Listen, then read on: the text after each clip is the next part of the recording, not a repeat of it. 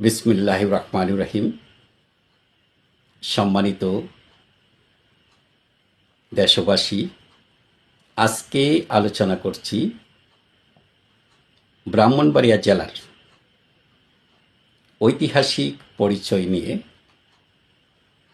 আমরা জানি শিক্ষা, সাহিত্য ও সংস্কৃতির পীঠস্থান হিসেবে পরিচিত ব্রাহ্মণবাড়িয়া জেলার ঐতিহাসিক পরিচয় স্পষ্ট।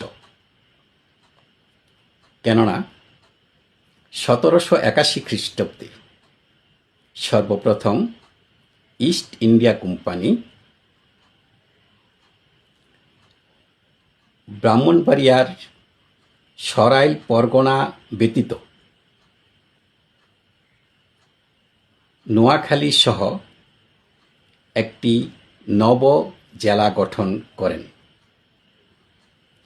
1790 খ্রিস্টাব্দে ব্রাহ্মণবাড়িয়া ত্রিপুরা অন্তর্ভুক্ত হয়। 1830 খ্রিস্টাব্দে সরাইল পরগনাকে ত্রিপুরার অন্তর্ভুক্ত করা হয়। 1860 খ্রিস্টাব্দের জানুয়ারি মাসে ত্রিপুরা জেলার নাসিমনগরকে মহকুমায় উন্নতি করা হয়।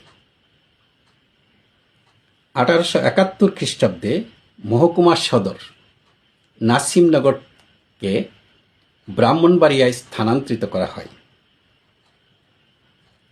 1947 খ্রিস্টাব্দের 14 আগস্ট দেশ বিভাগের পর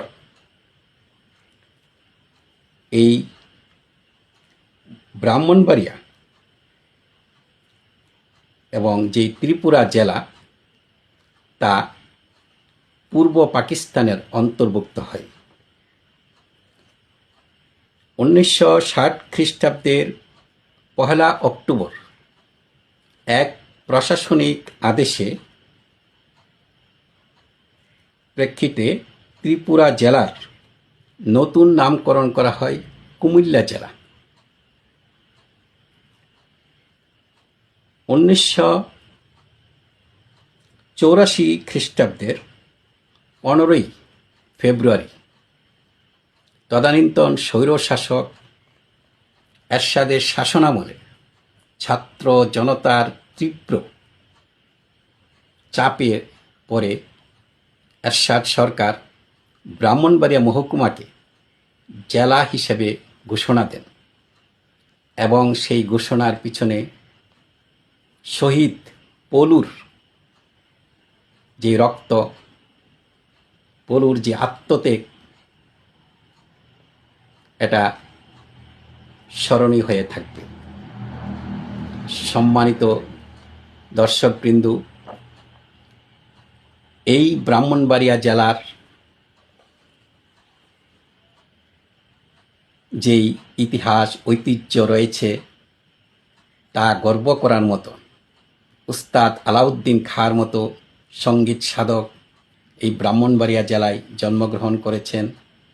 ফখরে বাঙ্গালের মতো একজন আন্তর্জাতিক মানের ইসলামী চিন্তাবিদ এই ব্রাহ্মণবাড়িয়ায় জন্মগ্রহণ করেছেন। অসংখ্য কবি, সাহিত্যিক, লেখক, সংগঠক, কলামিস্ট, ক্রীড়াবিদ থেকে শুরু করে এমন কোনো সেক্টর নেই যেখানে এই ব্রাহ্মণবাড়িয়ার যেই সন্তান তাদের অবদান নেই।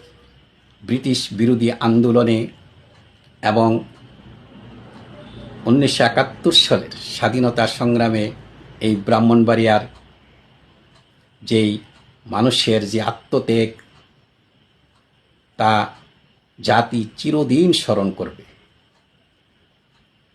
তাই আসুন আমরা ঐক্যবদ্ধ হয়ে এই ঐতিহ্যবাহী এই ব্রাহ্মণবাড়িয়া জেলাকে উন্নতির সেই জায়গায় নিয়ে যাই,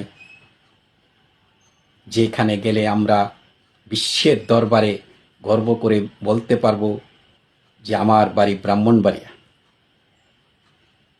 এই আশা ব্যক্ত করে আজকের মতো ব্রাহ্মণবাড়িয়া জেলার ঐতিহাসিক পরিচয় পর্বের সংক্ষিপ্ত আলোচনা এখানেই শেষ করছি। আল্লাহ হাফেজ।